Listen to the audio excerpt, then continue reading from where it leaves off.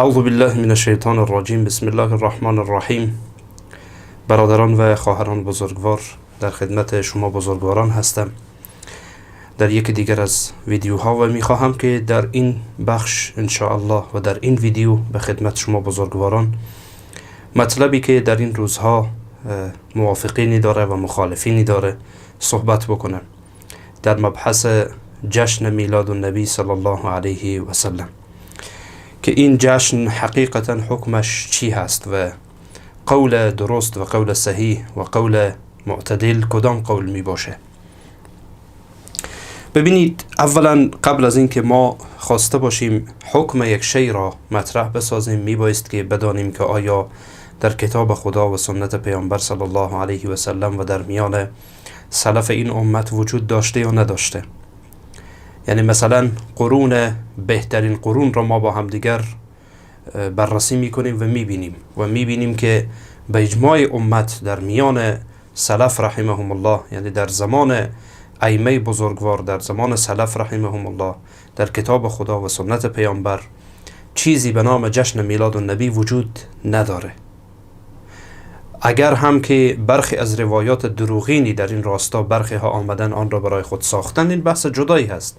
اما حقیقتا به این قسم که در هر سال جشن گرفته بشه و محفل برگزار بشه در زمان پیامبر علیه السلام، در زمان صحابه، در زمان تابعین، در زمان تبع تابعین و در زمان ائمه بزرگوار و ائمه هدا رحمهم الله وجود نداشته و وجود نداره و شما سراغی از آن ندارید. پس بنابراین ما اگر خواسته باشیم تاریخچه این محافل را و این جشنها را مورد بررسی قرار بدیم، میبینیم که در واقع در اواخر قرن چهارم توسط دولت فاطمی و توسط عبیدی ها این جشن برای اولین بار گرفته میشه و بعد از آن همچنان که علامه ابن کثیر رحمه الله که بعداً خلاصه از قولش را به خدمتتان خواهم خواند، از اوائل قرن هفتم صحبت میکنه که در اون زمان هم محفل برگزار میشده و به هر حال جشن گرفته میشده و هکذا. این که فاطمیون در واقع و یا همان عبیدی هایی که رافضی، در ظاهر رافضی و در باطن باطنی هایی بودن که در واقع حتی به دین باور نداشتن، به دلیل اینکه مسلمان ها آنها را نمیپسندیدن و اینها بر شام و بر مصر مسلط شده بودند، میخواستن که یک سری کارهای انجام بدن که مسلمان ها را بفریبند که بله ما با شما هستیم. مثلا شما از خرافات و خزعبلاتی که ببینین که اینها به وجود آوردن، همچنان که علامه ابن کثیر رحمه الله در بدایه و نهایه اشاره میکنه، بحث عزاداری در عاشورا و بقیه مسائل را اینها برای اولین بار به وجود آوردن. و همچنان که مقریزی ایشان در کتابش به نام المواعظ والاعتبار بذکر الخطط والآثار، ایشان در این کتاب خود مجلد دوم صفحه 436 میگه که وکان لخلفاء الفاطمیین فی طول السنه اعیاد و مواسم. میگه برای خلفای فاطمی و برای عبیدی های فاطمی میگه اینها یک سری اعیاد و مواسم داشتن. از جمله اینها میگه که اول سال رو مثلا میگرفتن و یعنی موسمی داشتن به نام اول سال، موسمی در روز عاشورا داشتن و مولد النبی صلی الله علیه و سلم را میگرفتن و مولد علی را میگرفتن، مولد فاطمه و مولد حسن و حسین را میگرفتن و بقیه کارهایی که اینها انجام میدادن که علامه مقریزی در کتابش اینها را توضیح میده. و عرض کردم به خدمتتان که این در اواخر قرن چهارمه، در اواخر قرن چهارم. قبل از آن شما اثری از اینها نمیبینید، یعنی قبل از دولت عبیدی و قبل از حکومت عبیدی ها شما اثری از مولد النبی نمیبینید و بقیه مواسمی که به هر حال مقریزی با آن اشاره میکنه و توضیح میده. پس بنابراین این یعنی اساسش در قرون مفضله نبوده، در بهترین قرون نبوده، درسته؟ این همینطور ادامه پیدا میکنه. خب در مصر برای اولین بار این کارها را انجام میدن. اون هم عرض کردم که دلایل سیاسی داشت که میخواستن مسلمان ها را بفریبن توسط این کارها و تعدادی از مسلمان ها واقعا فریب خوردن و حکومت اینها را به شکل پذیرفتن به خاطر همین عمل کرده که اینها انجام میدادن و ادعا میکردن که ما مسلمانیم و ادعا میکردن که ما محبان پیامبر هستیم و محب اهل بیت علیهم السلام و رحمهم الله و رضی الله عنهم هستیم. درسته؟ بعد از آن علامه ابن کثیر رحمه الله میگه که یعنی من هدفم اینه که این قضیه امتداد پیدا میکنه، این قضیه امتداد پیدا میکنه تا اوائل قرن هفتم که علامه ابن کثیر رحمه الله در مورد کسی، در احوال کسی به نام شخصی هست که در واقع ملک مظفر ابو سعید کوکبوری، این شخص میگه میگه که این شخص محفل میگرفت، یعنی میلاد در محفل میگرفت و محفلش هم بسیار زیاد بود. در احوال سال 630 ایشان میگه که علامه ابن کثیر رحمه الله در مورد کوکبوری میگه که و کان یعمل المولد الشریف فی ربیع الاول و یحتفل به احتفالا هائلا. این هم ملکی بود و پادشاهی بود و این کار را انجام میداد. و در ادامه کلام علامه ابن کثیر رحمه الله در کتاب البدایه و النهایه مجلد 13 صفحه 136 و همچنین صفحه 137 بخوانید، یعنی مسائل اشاره میکنه که چی کارهایی میکردن و مردم در اونجا جمع میکردن و رقص میکردن و یک سری کارهایی انجام میدادن. پس نتیجتا دوستان گرانقدر ببینید، نتیجه آنچه که تا حالا بیان شد اینه که در زمان پیامبر علیه السلام، در زمان صحابه، در زمان تابعین، در زمان تبع تابعین، ائمه بزرگوار، ائمه دین، یعنی در زمان امام مالک، امام ابو حنیفه، امام شافعی و امام احمد رحمهم الله اصلا اثری از اینها نبوده، اثری از این کار نبوده. درسته؟ ببینید دوستان گرانقدر، کسایی که یعنی جشن مولد میگیرن یا به اصطلاح جشن مولودی میگیرن به اصطلاح خودشان، طبیعی است که اینها به خاطر عبادت انجام میدن، یعنی اینها میگن که ما اینها را عبادتا انجام میدیم، به خاطر محبت پیامبر که واجبه و عبادت در واقع، و به خاطر رضایت الله انجام میدن و طبیعی است که این همان عبادته، این همان عبادت هست و بخشی از عبادت میباشه. و یقینا که یعنی باب عبادات، اصل در عبادات منعه مگر اینکه یک دلیلی بیای آن را اثبات بکنه. اگر دلیلی وجود نداشته باشه از کتاب خدا و سنت پیامبر و حالا اجماع، مثلا شما نمیبینید که اینها اثری نمیبینید در اینها، یعنی وجودی نداره. و بحث این که اجماع هست یا نیست، و من ان شاء الله یک اشاره خواهم کرد در این مسئله، به هر ترتیب نیست، یعنی اساسا نیست، وجود نداره. درسته؟ خب پس بنابراین بر اساس کدام دلیل یعنی میتونید این را اثبات بکنید؟ مادامی که یک شی عبادته، باید این عبادت در واقع دلیلی داشته باشه. مادامی که دلیل نداره، چطور ما با آن پایبند باشیم و چطور آن را انجام بدیم و حتی به حدی افراط بکنیم که کسایی که مخالفن اینها نمیدونم وهابی هستن، نوکران انگلیس هستن، نوکران فلان، همون خزعبلاتی که همیشه متاسفانه از طرف گروهی که دلیل نداشته باشه مطرح میشه. به محض اینکه در باب دلیل بند بیفته، هیچ دلیل نداشته باشه، بعد شروع میکنه به این حرفها. و میدانید که اصل در عبادت توقیفه، یعنی مسائل توقیفی است. همون اصل در عبادت منع همون توقیف، یعنی توقیفی است. ما نمیتونیم از پیش خود یعنی اجتهاد بکنیم و یک سری مسائل در بیاریم و آنها را، این مسئله را مثلا به این مسئله، به هر حال اینها را با هم دیگر مقایسه بکنیم و بعد بگیم که بله این عبادت ما میتونیم انجام بدیم، میتونیم این عبادت را ما انجام بدیم. درسته؟ پس بنابراین دوستان گرانقدر، یعنی در باب عبادات شما دلیلی نمیبینید در این راستا. و قرآن کریم میگه الیوم اکملت لکم دینکم و اتممت علیکم نعمتی، دین به شما کامل شده. یعنی کسی نمیتونه بر از پیش خود چیز زیاد بکنه بر دین و بر دین بچسبانه و بعد بگه این جزء دینه و جزء عباداته، چون اسلام برای ما عبادات را گفته، دین را کامل ساخته الله متعال سبحانه و تعالی.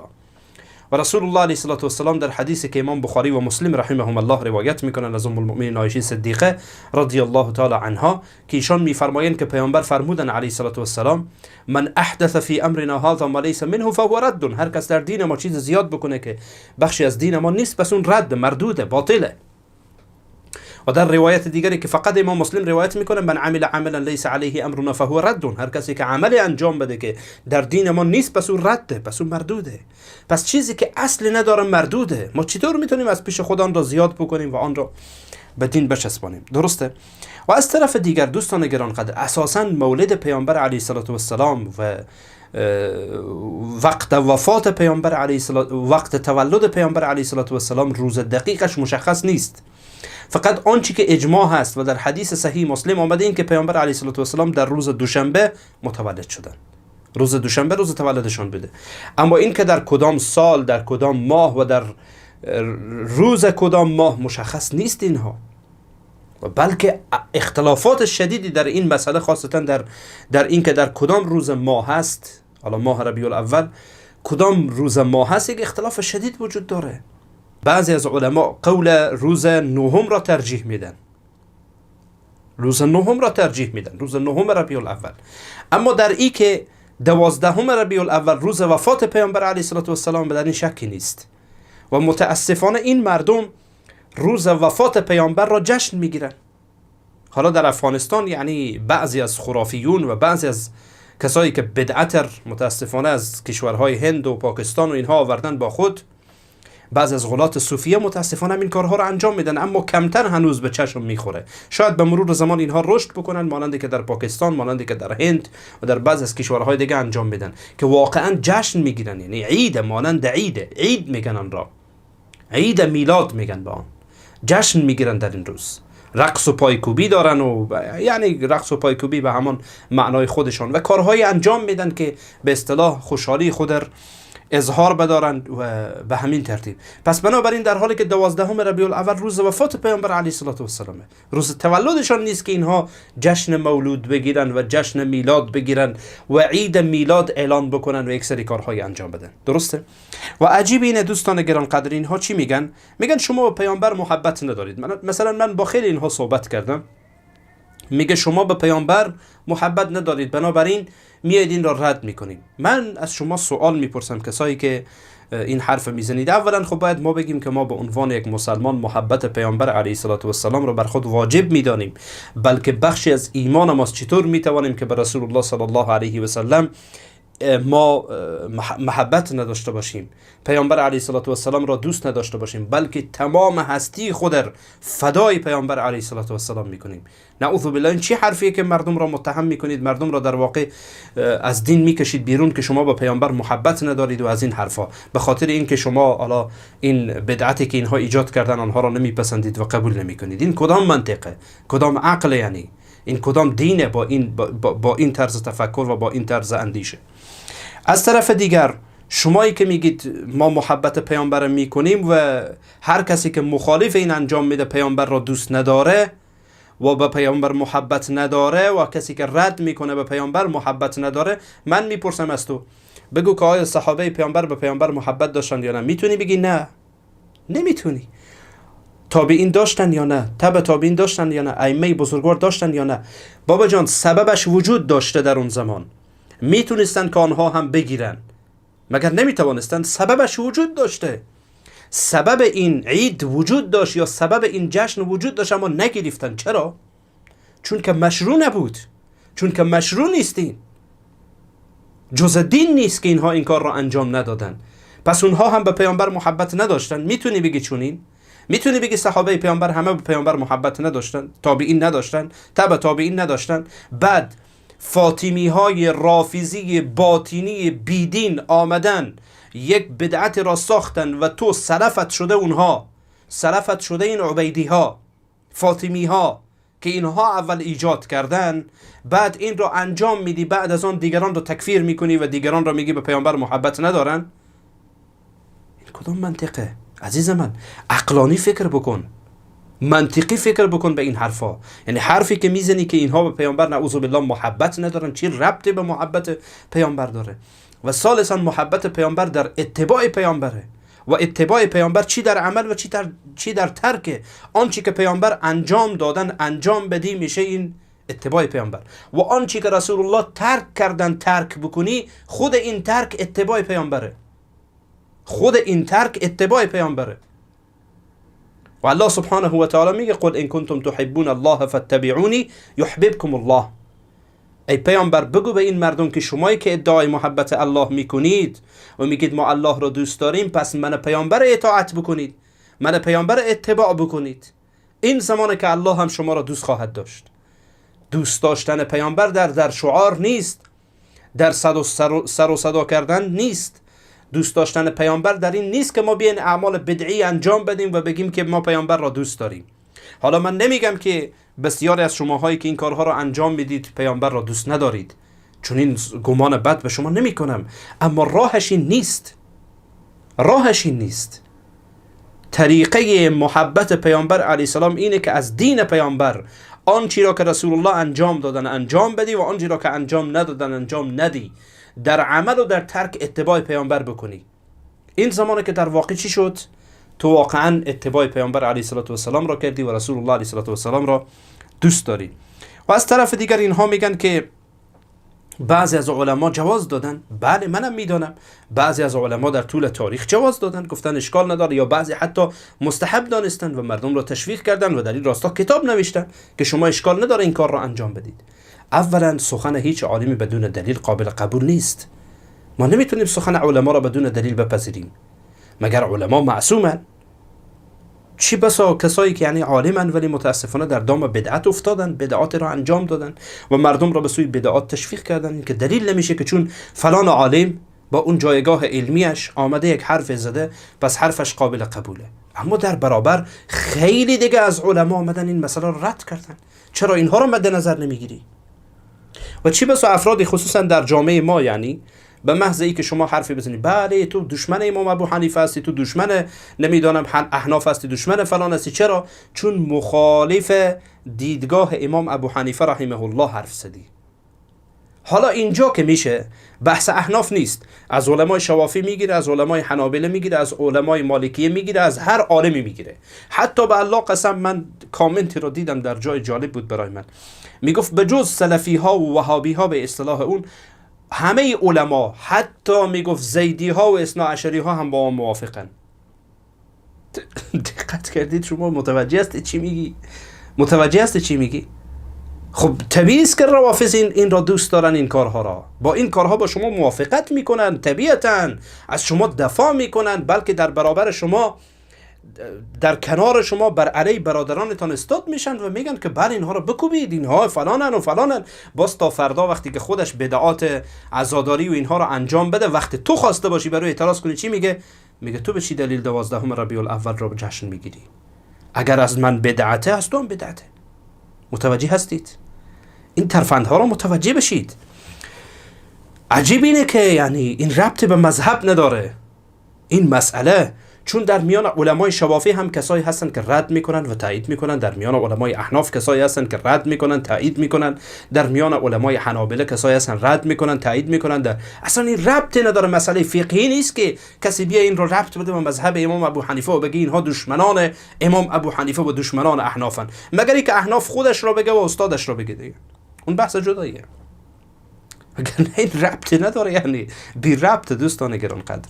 و بعضا حتی ادعا بر این میکنن که در این قضیه اجماع هست. اجماع، میدانی اجماع یعنی چی؟ کدام یکی از شروط اجماع در اینجا وجود داره؟ کدام علما در کدام قرن، بگو برای من کدام علما نامهایشان رو بگو و در کدام قرن جمع شدن و با هم اجماع کردن در این مسئله و در این موضوع. و کدام عالم از علمایی که معروف در نقل اجماعات این اجماع را نقل کرده؟ علمایی که معتمدن و اجماع را نقل میکنن هستن علمای معروفن، مثل ابن منذر، مثلا ابن عبدالبر، حتی نووی، گرچه روی اجماعاتش حرف و حدیث به هر حال. ولی خلاصه کلام این که بیارید شما کدام عالم این اجماع را نقل کرده. ها مگر این که تو اجماع منطقه خودت را بگی، اون محله خودت را بگی، خودت و امام مسجد و استاد و مدرسه اجماع کردن، اون بحث جدای. خب این در دایره اجماع شرعی داخل نمیشین و اجماع شما اجماع مدرسه است. اجماع مدرسه است، اجماع شرعی و اصطلاحی نیست. بس مخالفین بیشترن از موافقین در این مسئله. علمای محقق مخالف اینن، کسایی که تحقیقی روی مسائل پیش میرن، اما کسایی که ظاهر احوال را میبینن بله بعضی از فوایدی هم داره. درسته؟ و حتی در یعنی ظلم صورت نگیره، درباره بعضی از علما شما کلامشان را هم نمیفهمید. بعضی از علما و برخی از علما آمدن این مسئله را جواز دادن، گفتن در صورتی که در اون منکرات و بدعات نباشه. حتی علمای گذشته مثل ابن حجر و امثالش میگن بدعات و منکرات نباشه، اگر بود درست نیست. اما شما مگر حرف علما رو قیچی میکنید؟ با عرض تاسف حرف علما رو مگر کامل میگیرید؟ هر خرافه و بدعتی که انجام میدید، مثال میگم من برایتون یک ویدیو نشان میدم برایتون ببینید، من در حینی که صحبت میکنم شما ببینید. اینها به عنوان مثال ادعا میکنن که ما برای جشن میلاد پیامبر علیه السلام برای میلاد پیامبر جشن میگیریم و اینم نمونهش. حالا این کلام علمایی که در گذشته بودن، یعنی علمای معتمدی که هستن، واقعا حرف اونها به این افراد صادق میه که شما اینطور بگیرید این کارها را انجام بدید؟ چی میگید شما اصلا؟ اینطور نیست. حتی در حق همون علما هم داره ظلم میشه. حرفشان درست خوانده نمیشه برای مردم، حرفشان کامل برای مردم خوانده نمیشه، حرفشان کامل برای مردم گفته نمیشه. متوجه هستید؟ بله. من در اخیر این ویدیو دوستان، از به خاطر که طولانی نشه، از باب فایده کلام مفتی محمد شفیع عثمانی را برایتان میخوانم. سخن مفتی محمد شفیع عثمانی دیوبندی، ایشان از علمای بزرگ پاکستان بود و از علمای بزرگی است که در افغانستان، در ایران، در تاجیکستان، یعنی در میان فارسی زبانها که خاصتا کتابهایش ترجمه شده مانند تفسیر معارف القرآنش معروف، ایشان معروفه و شناخته شده است و حتی ایشان را یکی از علمای صوفیه میدانند. یعنی صوفیه اون را از خود میدانند و بسیار هم برایش احترام دارن و تفسیرش رو یک تفسیر عرفانی یعنی من شنیدم که اون رو تفسیر عرفانی میدانن، گرچه من بسیاری از این تفسیر رو مطالعه کردم، یعنی در گذشته مطالعه کردم تفسیر معارف القرآن رو و دارم الحمدلله پیشم هست. ایشان در مجلد 4 تفسیرش در ضمن آیه الیوم اکملت لکم دینکم، آیه 3 سوره مبارکه مائده، ایشان مفصل میای به این مسئله میپردازه. حدیث میاره از عمر رضی الله عنه، حدیثی که یهودی از عمر رضی الله عنه میپرسه، در صحیح بخاری از عمر رضی الله عنه میپرسه که آیه در کتاب شما و در قرآن شما موجوده که اگر در تورات ما میبود ما جشن میگرفتیم. میگه کدام آیه؟ میگه الیوم اکملت لکم دینکم. میگه بله من میدانم اون روزی که میگه در اون روز نازل شده اگر در کتاب ما میبود ما جشن میگرفتیم. عمر رضی الله عنه میگه میدانم در روز جمعه و عرفه بود، یعنی در حجة الوداع و پیامبر علیه السلام نازل شد. یعنی عمر رضی الله عنه میخواد به او بگه که نه ما میفهمیم ولی در دین ما نیست این کارها. یعنی مفهوم کلام عمر رضی الله عنه است. ایشان در ضمن این روایت میاره در ضمن آیه الیوم اکملت لکم دینکم، بعد توضیح میده، یک چیز جالب میگه خلاصه مثلا من برایتون لفظ به لفظ کتابش رو میخوانم. مجلد 4 صفحه 283 این چاپی که پیش منه. ایشان میگه خلاصه مطلب این که از پاسخ فاروق چنین نتیجه گرفته می شود که مسلمانان نباید مانند یهود و نصارا و امانند دوره جاهلیت واقعه های تاریخی را جشن بگیرند. دقت کنید. اما متاسفانه جاهلیت جدید سبب شده تا فرهنگ غلط بعضی از کشورها یا مذاهب مانند جشن گرفتن روز تولد عیسی علیه السلام توسط مسیحیان، بعضی از مسلمانان روز تولد پیامبر اکرم را عید قرار دهند و به چراغانی کردن و شمع افروزی و تظاهرات خیابانی و امثالهم بپردازند و چون این عمل در روش صحابه کرام و تابعین و اسلاف اصلا یافت نمی شود. این کلام من نیست، کلام مفتی محمد شفیع عثمانی است. در حقیقت جشن گرفتن چنین سال روزها و امثالهم در بین اقوام رواج دارد که از حیث افراد عالی و شجاع که دارای کارنامه‌های جالبی باشند فقیر بوده و ناچارن عملکردهای افراد انگشت شماری را افتخارات ملی و یادگاری‌های تاریخی به حساب می‌آورند. اگر رسم بزرگداشت سال روزها در اسلام رواج یابد، باید روزهای تولد، وفات و سایر وقایع مهم و تاریخی 124,000 پیغمبر جشن گرفته شود که در چنین صورتی هیچ روزی از ایام سال خالی از روزهای سالگرد و تاریخی نخواهد بود و دائما باید در این جشنها غرق باشیم. چنانچه زندگی نبی اکرم صلی الله علیه و سلم را بررسی کنیم، از روز تولد تا زمان رحلت آن حضرت صلی الله علیه و سلم کلیه کارهایی را که در حیات خیش انجام داده، نزول آیات قرآن بر آن حضرت، هجرت، وقوع جنگ‌های ایشان مانند غزوه بدر، احد، خندق، فتح مکه، حنین، تبوک و همچنین هزاران معجزش و به عبارت دیگر هر روز و هر ساعت رسول اکرم دارای یادگاری است. آیا مسلمانان باید آنها را جشن بگیرند؟ و واقعیتش اینه. ببینید بعد میگه علاوه بر این باید از پیامبر اکرم 150,000 صحابه بعد از پیامبر، علاوه بر این بعد از پیامبر اکرم 150,000 صحابه که هر یک الگویی از رسول خدا هستند، آیا سزاوار جشن یاد بود نمی باشند؟ سواله. بعد از اکابر صحابه و اولیاء الله و علما و مشایخ قرار دارند که هر کدام شایسته چنین یاد بود می باشد و سرانجام بعد از او به میلیاردها خواهد رسید. بنابراین اگر چون این مراسمی در حق کسانی برگزار شود، آیا بی‌انصافی نیست که حق بقیه نادیده گرفته شود؟ طبیعی است. حال اگر برای همه افراد و روزهای تاریخی آنها مراسمی در نظر گرفته شود، نه تنها تمام ایام بلکه در هر ساعت چندین جشن باید برگزار گردد. بدین جهت است که رسول اکرم و صحابه ایشان چنین روشی را از رسوم جاهلیت به شمار آورده و از نظر دور نگه داشتند. دقت کردید؟ این کلام مفتی محمد شفیع عثمانی بود و من خواستم که با این حرفم را تمام بکنم، چون ایشان یعنی لب سخن و به اصطلاح همون آنچه که نیاز بود مطرح کردن. و باز دوباره تکرار میکنم دوستان گرانقدر، کسایی که میگن ما پیامبر را دوست داریم و این کارها را انجام میدن، من توصیه میکنم، نمیگم که شما پیامبر را دوست ندارید. نمیتونیم ما عقاید مردم اینطور محک بزنیم که بله اینها پیامبر را دوست ندارن، اما راهش این نیست. برادر مسلمان من، خواهر مسلمان من، راهش این نیست. محبت رسول الله علیه السلام را از صحابه یاد بگیریم و محبت صحابه را از بزرگان دین یاد بگیریم. اونها این را محبت پیامبر نمیدانستن وگرنه انجام میدادن. سببش وجود داشت ولی انجام ندادن. پس بنابراین روش درست اینه که ما اتباع بکنیم، نه ابتداع. از بدعات خود را به دور بکنیم، از چیزهای نوپیدا خود را به دور بسازیم. و دلیل این که من به این مسئله پرداختم اینه که امروزه در افغانستان متاسفانه بعضی از کسایی که از غلات صوفیه در رأس این حکومت قرار دارن و اینها را ترویج میدن و به مرور زمان شاید کسی جرأت نکنه که در داخل افغانستان این حرفایی که من میگم این حرفا رو تکرار بکنه. من مرده یا زنده ان شاء الله این ویدیو باقی باشه و برای برادران و خواهران مسلمانم بگویم که برادر و خواهر مسلمانم متوجه باش، تو را وارد بدعت نسازند، وارد خرافات نسازند. دین را از پیامبر بگیر، دین را از صحابه بگیر و دین را از بزرگان دین بگیر، کسایی که اهلیت دین دارند، نه کسایی که ابتداع میکنن. حتی عرض کردم به خدمتتون که کلام اون علمایی که حتی در گذشته تایید میکردن با اینها صدق نمیکنه، با این کارهایی که اینها انجام میدن، با این اعمالی که اینها انجام میدن، با این عملکردی که اینها انجام میدن. متوجه هستید؟ به هر حال جزاکم الله خیرا و بارک الله فیکم. در حفظ و پناه الله متعال باشید. الله متعال یار و مددگار همه من و شما باشه. اللهم صل علی محمد و علی آل محمد كما صليت على إبراهيم وعلى آل إبراهيم إنك حميد مجيد.